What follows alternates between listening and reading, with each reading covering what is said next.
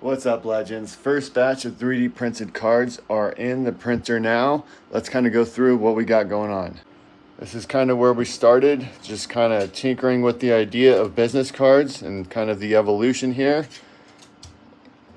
And we settled on this one. So we started with this. This is a very thick card, almost like a debit credit card thickness. And I wasn't sure what to do with the back at the time. And so we kind of evolved from there. Thought about putting my logo on there, but just kind of looks weird. Thinned up the card a little bit. Still too thick. Didn't like that version. Then we decided to get a little bit more simple. And I like this idea, but I just think this was too thick. This little highlight here of the gold on the corners. So we decided to change that up. And I put in little curves here. So we kept curves on opposite ends of the corners. Curve here and curve here, and then kept straight edges on the side, kind of make it a little fun. But I didn't like how thick these were, so we thinned them up, and then we added some gold text in here to kind of tie the card together. This is the first thing people are going to see is like, what is it? What is this card for? 3D printing specialist.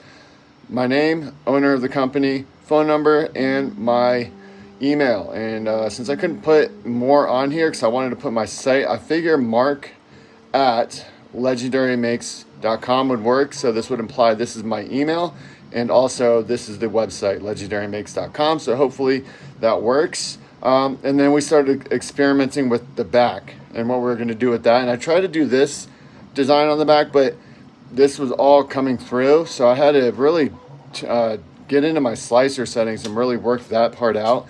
This is another version, and I just really couldn't get, it just looked really weird. So I tried to put a black layer between that's this side of the card and then the gold, but I just couldn't do it with trying to keep this at a 0.8 millimeter thickness, which gives it just enough bend here, but not so much rigidity that it's like a debit or credit card. So I still wanted this to be like a business card. So I needed to keep it at that 0.8.